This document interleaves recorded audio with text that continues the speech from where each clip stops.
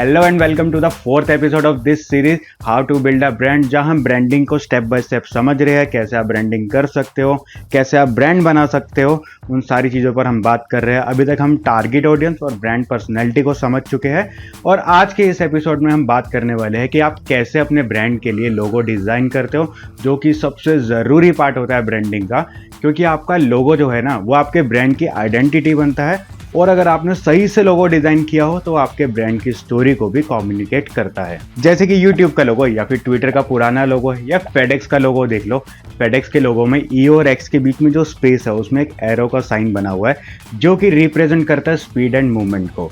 और ऐसे ही अगर आपको भी अपने ब्रांड के लिए स्मार्टली एक अपना लोगो डिज़ाइन करना है, किन किन चीज़ों का आपको ध्यान रखना चाहिए, उन सारी चीज़ों पर हमने बात किया है। तो ये वीडियो है आपके लिए, तो जल्दी से वीडियो को पहले लाइक कर दो। करते हैं इस वीडियो को शुरू। तो इस वीडियो में मैं आपके साथ शेयर करने वाला हूँ अपना एक्सपीरियंस कि आपको आज के टाइम में किस तरह से अपना लोगो डिज़ाइन करना चाहिए, कौन कौन से केसेस का आपको ध्यान रखना चाहिए जब आप अपना लोगो डिज़ाइन कर रहे हो। उन सारी चीज़ों पर तो हम बात करेंगे ही और लास्ट में मैं आपके साथ कुछ यूज़फुल टिप्स शेयर करूँगा, कुछ ऐसे टूल्स भी आपके साथ शेयर करूँगा जो आपको हेल्प करेंगे एक लोगो डिज़ाइन करने में।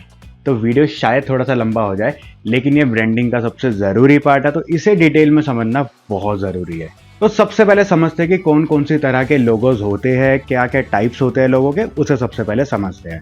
सबसे पहले होता है वर्ड मार्क लोगो, जिसमें आपके पूरे ब्रांड का नाम ही लोगो का पार्ट होता है, जैसे कि गूगल का लोगो, नेटफ्लिक्स का लोगो या फिर कोका कोला का लोगो। इसका फ़ायदा ये होता है कि आप जब भी अपने कंज्यूमर के सामने अपना लोगो प्रेजेंट करते हो, उसको पूरा ब्रांड का नाम भी उसी के सामने प्रेजेंट हो जाता है। लेकिन इसके डिसएडवांटेजेस ये होते हैं कि आप किसी छोटे एरियाज में, जैसे कि आपकी प्रोफाइल पिक में या फिर फेविकॉन आइकन्स में, ये लोगो उतने अच्छे से नहीं बैठते। दूसरा होता है लेटर मार्क लोगो, जैसे कि IBM, HBO, CNN। ये सारे लोगों में क्या होता है, जो आपके ब्रांड का पूरा नाम होता है, सिर्फ उसके इनिशियल्स को लिया जाता है, उसे लोगो बना दिया जाता है। तो ये मोस्टली यूज होता है जहाँ पे आपके ब्रांड का नाम बहुत लंबा है और सिर्फ आपको उसके इनिशियल यूज करके लोगो को बनाना है। तो तीसरा लोगो का टाइप होता है पिक्टोरियल लोगो, जिसमें कोई इमेज या कोई सिंबल होता है जो कि आपके ब्रांड को रिप्रेजेंट करता है, जैसे कि एप्पल का लोगो या फिर इंस्टाग्राम का आइकन या फिर ट्विटर का लोगो। तो ये सारे पिक्टोरियल लोगोज होते हैं। तो इसका फायदा ये होता है कि इसको समझना बहुत आसान हो जाता है। आप किसी भी लैंग्वेज में अगर आपको कोई सिंबल दिख रहा है तो आप समझ जाओगे कौन से ब्रांड से बिलोंग करता है। चौथा होता है एब्स्ट्रैक्ट लोगो, जो कि किसी ज्योमेट्रिकल शेप या फिर एब्स्ट्रैक्ट शेप्स के थ्रू बना होता है, कुछ लाइंस, ग्रिड सिस्टम, स्क्वायर, उन सब चीज़ों को मिला के ये लोगो बनाया जाता है। तो ये लोगो इतनी जल्दी किसी को समझ में तो नहीं आता, लेकिन ये ब्रांड के इमोशन को रिप्रेजेंट करता है, जैसे कि नाइकी का लोगो या फिर पेप्सी का लोगो। पांचवा होता है कॉम्बिनेशन मार्क, जो कि कॉम्बिनेशन होता है पिक्टोरियल और टेक्स्ट बेस्ड लोगो का, जैसे कि बर्गर किंग हो गया। ये सारे होते हैं कॉम्बिनेशन लोगो, जो कि मुझे पर्सनली बेस्ट लगता है क्योंकि बहुत फ्लेक्सिबल होता है। आप इसको मल्टीपल जगहों पर अलग अलग तरीके से यूज कर सकते हो। तो छठे नंबर पे आता है एम्ब्लेम लोगो, जिसमें कि टेक्स्ट और सिंबल जो होता है वो किसी एक बैज या किसी एक शेप का पार्ट होता है, जैसे कि आप हार्ले डेविडसन का लोगो देख लो या फिर BMW का लोगो देख लो। तो ये जो लोगोज होते हैं थोड़ा रिस्पेक्टफुल, ट्रेडिशनल और एक हेरिटेज फील देने की कोशिश करते हैं। और सातवें नंबर पे आता है मैस्कॉट लोगो, जिसमें एक कैरेक्टर की इमेज आपके ब्रांड को रिप्रेजेंट करता है, जैसे कि KFC का लोगो या फिर ड्यूलिंगो का लोगो। तो ये तो हो गया टाइप्स ऑफ लोगो, लेकिन आज के टाइम पे लोगों के बहुत सारे यूज केसेस होते हैं। आपको बहुत सारी जगहों पे अलग अलग साइजेस के लोगो चाहिए होते हैं। तो पहले उसे समझते हैं, फिर डिजाइनिंग वाले पार्ट पर चलेंगे। अपने ब्रांड के लिए लोगो डिजाइन करते टाइम इन चीजों का ध्यान जरूर रखना। सिंप्लिसिटी, अपने लोगों को जितना हो सके उतना सिंपल रखने की, उतना कम डिटेल रखने की उसमें कोशिश करना, तो आपका लोगो ज़्यादा अच्छे से स्टैंड आउट करेगा। फ्लेक्सिबिलिटी, मेक श्योर कि आपका लोगो जो है वो हर साइज में, हर कलर पे एकदम सही से दिखे, जैसे कि आपका सोशल आइकन पे कैसा दिख रहा है, आपका फेविकॉन आइकन पे कैसा दिख रहा है, आपके प्रिंट मटेरियल्स पे कैसा दिख रहा है, उन सारी चीज़ों को भी एक बार अच्छे से देख लो। वर्जन्स, तो जब भी आप अपने ब्रांड के लिए लोगो डिज़ाइन करवाओ तो मेक श्योर आप उसका सबसे पहले एक आइकन वाला वर्जन बनवाओ, एक फुल लेंथ वर्जन बनवाओ और एक ब्लैक एंड व्हाइट कलर में अपने लोगो को जरूर बनवाना। मोशन, तो आज के टाइम पे जितने भी लोगोज हैं मोस्टली उनका एक मोशन वर्जन जरूर होता है। आप स्पॉटिफाई का लोगो देख लो या फिर आप किसी का भी लोगो देख लो, उन सब में एक मोशन वर्जन जरूर होता है। तो जब भी आप अपना लोगो डिजाइन करवाओ तो अपने चेक लिस्ट में ये वाला पार्ट भी डाल लो कि वो मोशन होता हुआ कैसा दिखेगा। तो एक लास्ट टिप है जो कि सिर्फ हाइजीन चेक है कि आप जब भी अपना लोगो डिजाइन करवाओ, उसका जो आइकन है उसे 16 पिक्सल इंटू 16 पिक्सल के एक बॉक्स में, एक कंटेनर में डालकर देखो। अगर वहाँ पे उसकी विजिबिलिटी सही है तो आपका लोगो एकदम सही है। अगर वहाँ पे वो थोड़ा सा कॉम्प्लेक्स दिख रहा है, समझ में नहीं आ रहा कि क्या है, डिटेलिंग बहुत ज़्यादा है, तो आपको शायद अपने लोगों में डिटेलिंग कम करवाने की ज़रूरत पड़ सकती है। तो अब चलते हैं क्रिएटिव पार्ट के ऊपर। तो कैसे आप अपने ब्रांड के लिए step by step logo design कर सकते हो, उसे समझते हैं। सबसे पहले आपको एक पेपर लेना है और उस पर सारे वर्ड्स लिखने हैं जो आपके दिमाग में आ रहे हैं जब आप अपने ब्रांड पर्सनैलिटी को इमेजिन करते हो। जैसे कि हमने एपिसोड 2 में किया था, सेम तरीके से आपको अपने ब्रांड पर्सनैलिटी को इमेजिन करना है और सारे वर्ड्स उस पेपर पर लिखने हैं। जैसे कि premium, funky, cool, creative, smart, aggressive, playful, कैसी भी पर्सनैलिटी हो सकती है। तो ऐसी बहुत सारी चीज़ें हो सकती है जो आपके ब्रांड पर्सनैलिटी को सूट करे। सबसे पहले आपको वो नोट डाउन करने हैं, वो सारी चीज़ें इमेजिन करके एक पेपर पर लिख लेनी है। ये आपको हेल्प करेगा आपके लोगों का स्टाइल सेट करने में। तो अब आपने जो भी कीवर्ड्स लिखे हैं ना, उन्हें एक बार गूगल पे जाके आप सर्च करो और अपनी रेफरेंसेस के लिए उन कीवर्ड से रिलेटेड कुछ लोगोस को सर्च करो। क्या क्या सिंबल हो सकते हैं, दूसरे लैंग्वेजेस में उन लोगों के कुछ मतलब है, कुछ सिंबल्स है, या जो आपके कीवर्ड्स है उनसे कोई सिंबल डिराइव होता है, वो सारी चीज़ों पर एक बार रिसर्च करो। अब आपको इतनी रिसर्च के बाद जो भी 4-5 लोगों, 6-7 लोगों ऑप्शंस आपको मिल रहे हैं, उस पर एक बार अच्छे से बैठ के मिक्स मैच करके उनके स्केचेस बनाओ। आप बेसिक शेप्स का भी यूज़ कर सकते हो अपना लोगो डिज़ाइन करने के लिए। हर शेप का अपना एक अलग मतलब होता है, उसका एक अलग रोल होता है और ह्यूमन ब्रेन के साथ हर शेप अलग तरीके से इंटरैक्ट करती है। वो मैं आगे आपको एपिसोड में समझाने वाला हूँ कि कैसे क्या वर्क करता है। लेकिन सबसे पहले आप ये सारे लोगो ऑप्शन को मिक्स मैच करके कुछ स्केचेस को तैयार कर लो। तो जब आप एटलीस्ट 10-15 लोगो ऑप्शन बना लोगे ना, हाँ जी 10-15, तब आपको कुछ अच्छा बन के निकलेगा। तो इन 10-15 लोगो ऑप्शन बनाने के बाद जो भी 3-4 फाइनल आप करोगे, अब हम सिर्फ उन्हीं पे फोकस करेंगे और उनको आगे लेके जाएंगे। तो अब इन 3-4 लोगो ऑप्शन को आपको अच्छे से ग्रिड सिस्टम पर दोबारा से बनाना है। तो ग्रिड सिस्टम एक फ्रेमवर्क होता है जो आपको हेल्प करेगा प्रॉपर अलाइनमेंट के साथ बैलेंस लोगो डिज़ाइन करने में। बहुत अलग अलग तरह के ग्रिड सिस्टम्स होते हैं, तो उतना कॉम्प्लेक्स नहीं करूँगा मैं आपके लिए। मैं आपको एकदम सिंपल तरीके से बताऊंगा कि आप कैसे अपने ब्रांड के लिए लोगो बना सकते हो। हाँ, अगर आप किसी डिज़ाइनर से लोगो बनवाना चाह रहे हो तो उसे ऑलरेडी पता होगा कि कौन कौन से ग्रिड सिस्टम होते हैं और कैसे लोगों को डिज़ाइन करना है। तो अगर आपको ग्रिड सिस्टम कॉम्प्लेक्स लग रहा है तो अभी के लिए आप उसको साइड कर दो। बस एक प्रॉपर स्पेसिंग और एक प्रॉपर साइज के अंदर आप अपने लोगो को एक बार अच्छे से स्केच कर लो, फिर हम आगे की डिटेल्स पर बात करते हैं। तो अब ये सब करने के बाद अब आपके पास एक आइडिया होगा कि आपको कैसा लोगो चाहिए। या तो अब आप किसी डिज़ाइनर को फ्रीलांस बेसिस पे ये लोगो डिज़ाइन करने का जॉब दे सकते हो, और अगर आपको खुद करना है तो आप कैनवा पर भी इसे डिज़ाइन कर सकते हो।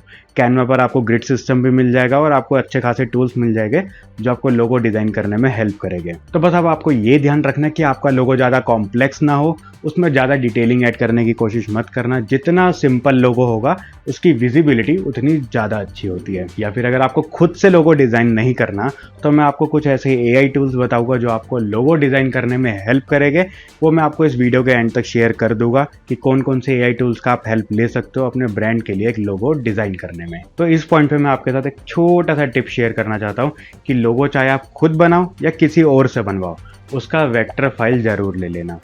वेक्टर फाइल आपको अलाउ करता है कि आप अपने लोगो को कितना भी बड़ा एक्सपेंड कर सकते हो, किसी भी प्लेटफॉर्म के हिसाब से उसे बड़ा या छोटा कर सकते हो। वो फटेगा नहीं, वो पिक्सेलेट नहीं होगा।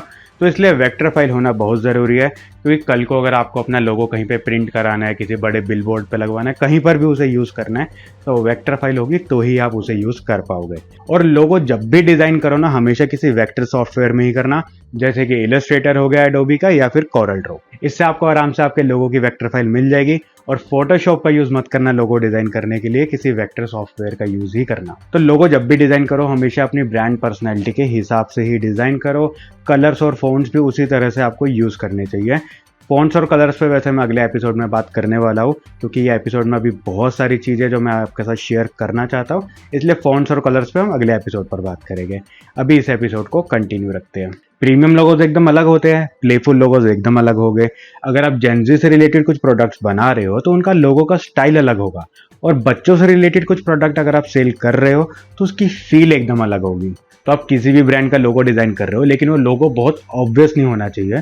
एग्जाम्पल के लिए अगर आप केक का बिजनेस कर रहे हो और आपने डायरेक्ट आइकन में केक की इमेज या केक का सिंबल ही डाल दिया तो काफ़ी ऑब्वियस हो जाएगा। लोगों को लगेगा यार ये तो सिर्फ केक का ब्रांड है। कल को अगर आपको कुछ और चीज़ें एडिंग करनी हो अपने ब्रांड के अंडर ही, तो आपके लिए बहुत मुश्किल हो जाएगा, काफ़ी लिमिटेशंस आ जाएगी। तो इसलिए कोशिश करो अपने ब्रांड का लोगो काफ़ी जेनरिक रखने की कोशिश करो। और अगर आप केक का बिजनेस ही कर रहे हो एग्जाम्पल के लिए, तो आप उसमें शेफ की कैप यूज़ कर सकते हो, कुछ बेकरी से रिलेटेड आइटम यूज़ कर सकते हो। तो हमेशा एक बड़ी पिक्चर लेके चलो कि अगर आपको कल को कोई नई चीज़ें ऐड इन करनी हो अपने ब्रांड नेम के अंदर, तो कुछ लिमिटेशंस ना हो आपके लिए, आपको बार बार रीब्रांडिंग पे ना जाना पड़े, क्योंकि बहुत एक्सपेंसिव होती है बार बार रीब्रांडिंग करना। तो ये तो हो गया कि आपको कैसे लोगो डिजाइन करना चाहिए, लेकिन शेप्स का लोगो में क्या रोल रहता है, शेप साइकोलॉजी एग्जैक्टली कैसे वर्क करती है, बहुत ज़रूरी है इसे समझना। तो अब उस पर बात करते हैं। तो लोगो बनाते वक्त अक्सर फॉन्ट्स या फिर कलर्स पर बहुत ज़्यादा फोकस किया जाता है। वो ज़रूरी है, लेकिन एक और बहुत पावरफुल चीज़ है जिस पर हमें ध्यान देना चाहिए, और वो है शेप साइकोलॉजी। शेप्स जो होती है वो सिर्फ डिज़ाइन एलिमेंट्स नहीं होते, वो एक इमोशन को ट्रिगर करते हैं आपके ऑडियंस के माइंड में। तो कौन सी शेप्स क्या रिप्रेजेंट करती है उसे समझते हैं। सर्कल या ओवल शेप जो होती है वो रिप्रेजेंट करती है यूनिटी को, प्रोटेक्शन को, और एक कंफर्ट फील देने की कोशिश करती है। या फिर अगर आप प्लेफुल लोगो बनाने का ट्राई कर रहे हो तो आप सर्कल का भी यूज कर सकते हो, जैसे कि पेप्सी का लोगो या फिर BMW का लोगो। स्क्वायर या रेक्टेंगल शेप जो होती है वो रिप्रेजेंट करती है स्टेबिलिटी को, स्ट्रेंथ को, और एक लीडरशिप वाली फील देती है, जैसे कि माइक्रोसॉफ्ट या फिर अमेरिकन एक्सप्रेस का आप लोगो देख सकते हो, या फिर आप लिंक्डइन का लोगो देख सकते हो। तो अगर आपको अपने ब्रांड में एक प्रोफेशनलिज्म, एक स्ट्रक्चर तरीके से अगर आपको अपना ब्रांड दिखाना है, तो आप स्क्वायर या रेक्टेंगल का भी यूज कर सकते हो। तो ट्रायंगल जो होता है वो एक पावरफुल और एक एनर्जेटिक फील देने की कोशिश करती है, स्पेशली जब वो अपवर्ड डायरेक्शन में हो। उसी के साथ साथ ये डायनेमिक और रिलीजियस को भी रिप्रेजेंट करता है, जैसे कि आप एडिडास का लोगो देख सकते हो या फिर आप फेडेक्स का लोगो देख सकते हो। उसमें एक ट्रायंगल शेप दे रखी है, उसमें एक डायरेक्शन दे रखी है, और अगर आप भी अपने लोगो में डायरेक्शन या फिर कुछ एनर्जी जैसा फील देना चाहते हो तो आप ट्रायंगल को भी पिक कर सकते हो। तो कर्व शेप जो होती है ना वो एक फ्रेंडली वाइब्स देती है और एक क्रिएटिव फील देने की कोशिश करती है, जैसे कि आप नाइकी का लोगो देख सकते हो, एयरबीएनबी का लोगो देख सकते हो, या फिर आप स्पॉटिफाई का लोगो भी देख सकते हो। तो अगर आपको अपने लोगो में एक लिक्विड, एक फ्लूइड मोशन जैसी फील देनी है, एक मूवमेंट दिखानी है, तो आप कर्व शेप्स का भी यूज कर सकते हो। अब जिगजैग शेप जो होती है ना वो स्पीड को रिप्रेजेंट करती है, उसी के साथ साथ एक्साइटमेंट और एग्रेसिवनेस दोनों को एक साथ रिप्रेजेंट करती है। तो mostly gaming brands, tech brands, या कुछ अगर आप एनर्जी ड्रिंक जैसा ब्रांड लेकर आ रहे हो तो वहाँ पे आप ऐसी शेप्स का यूज कर सकते हो। तो स्ट्रेट लाइन का यूज होता है मूवमेंट दिखाना, एक्शन दिखाना, स्पीड दिखाना। अगर आप ये सारी चीजें रिप्रेजेंट करना चाहते हो अपने लोगो में तो आप स्ट्रेट लाइन का यूज भी कर सकते हो। आपने देखा होगा मोस्टली टेक ब्रांड जो वो स्ट्रेट लाइन या फिर टिल्टेड लाइन का यूज करते हैं अपने लोगो में, क्योंकि उनका मैसेज होता है फास्ट, फियरलेस एंड फ्यूचरिस्टिक। तो जल्दी से इसका स्क्रीनशॉट ले लो, इसमें बाकी सारी शेप्स के बारे में भी एक्सप्लेन कर रखा है। तो लोगो डिजाइन करते टाइम सिर्फ शेप्स दिखाने के लिए यूज मत करो, उसे समझो कि कौन सी शेप क्या रिप्रेजेंट करती है और आप अपने लोगों में किस तरह का फील देना चाहते हो, उसी तरीके से आप अपनी शेप्स को यूज करो। तो अपने ब्रांड के लिए अगर आपको लोगो डिजाइन करना है तो मैं आपके साथ कुछ AI टूल शेयर करने वाला हूँ जो आपको एकदम परफेक्ट लोगो बना के दे देंगे, वो भी बिना किसी डिजाइनर को हायर करे। सबसे पहले है लूका। तो अगर आपको अपने ब्रांड के लिए पूरी ब्रांडिंग किट चाहिए तो ये आपके लिए एकदम परफेक्ट टूल है। ये बहुत ही सिंपल स्टेप्स के साथ आपको लोगो के ऑप्शंस भी बना के देगा, और उसके बाद जब आपको ये लोगो फाइनलाइज करते हो उसकी पूरी ब्रांडिंग किट आपको बना के देगा, पूरी ब्रांड गाइडलाइंस बना के देगा। उसके साथ साथ आपका लोगो कैसा दिखेगा उसके मॉकअप्स भी बना के देगा। तो ये फुल पैकेज टूल है आपके लिए। दूसरा टेलर ब्रांड। तो ये एक ऐसा AI टूल है जो आपके ब्रांड के स्टाइल के हिसाब से आपको लोगो ऑप्शन बना के देगा, आपकी ब्रांड पर्सनैलिटी के हिसाब से। उसी के साथ ये आपको वेबसाइट और सोशल मीडिया के टेम्पलेट्स भी बना के देगा। तो स्मॉल बिजनेस के लिए एकदम परफेक्ट AI टूल है। हाँ, आपको सब्सक्रिप्शन लेना पड़ सकता है अगर आपको इसकी हाई रेज इमेजेस चाहिए तो। तीसरा लोगो AI। तो ये एकदम सिंपल और बहुत easy to use AI tool है उन लोगों के लिए जिनको AI को यूज करना बहुत कॉम्प्लेक्स लगता है। तो यहाँ से आपको लोगो मिल जाएगा जिसे आप एडिट भी कर सकते हो, उसी के साथ साथ आपको हाई रेस फाइल्स भी मिल जाएगी। तो चौथे नंबर पे आता है ब्रांड मार्क, और ये एक ऐसा AI टूल है जो आपके ब्रांड के लिए एकदम क्लीन और एकदम नीट लोगो बना के देगा। तो अगर आपको वैसा लोगो चाहिए, आपके लिए परफेक्ट AI टूल है ये। अब आपके ब्रांड की टोन कैसी है, बोल्ड है, फन है, मिनिमल है, उसी के हिसाब से आपको लोगो भी डिजाइन करके देगा। और बढ़िया बात यह है कि इसी के साथ में आपको बिजनेस कार्ड और सोशल मीडिया के बैनर्स भी बना के देगा। तो ये तो हो गया कुछ इन्फॉर्मेशन और कुछ टूल्स, लेकिन अगर आपको ऐसी इन्फॉर्मेशन डेली बेसिस पे मिलती रहे तो उसके लिए जल्दी से चैनल को सब्सक्राइब कर लो, और हमें इंस्टाग्राम और लिंक्डइन पे भी फॉलो कर लेना। तो वहाँ पे हम कुछ ना कुछ नया इन्फॉर्मेशन शेयर करते रहते हैं। तो इस वीडियो में इतना ही, लेकिन अगर आपको कोई भी डाउट है ब्रांडिंग के किसी भी स्टेज पे तो जल्दी से बिंदास कमेंट करके मुझसे पूछो, I will try to help you. और और नेक्स्ट एपिसोड में हम क्रिएटिव पार्ट को डीप में समझने वाले हैं, काफ़ी सारी चीज़ों पर हम बात करने वाले हैं। तो जल्दी से चैनल को सब्सक्राइब कर दो ताकि आने वाला कोई भी एपिसोड आपका मिस ना हो। और अगर आपको सीखना है कि आप कैनवा पे कैसे डिज़ाइन कर सकते हो, कैसे लोगो बना सकते हो, मार्केटिंग एसेट्स बना सकते हो, वो सारी चीज़ें अगर आपको सीखनी है तो मुझे कमेंट करके बताओ। फिर मैं कोशिश करूँगा कि किसी कैनवा के एक्सपर्ट को अपने चैनल पे लाऊं और आपके साथ सारी इंपॉर्टेंट इन्फॉर्मेशन को शेयर करूँ। बाकी मिलते हैं किसी और वीडियो में और सीखेंगे कुछ नया। Bye bye.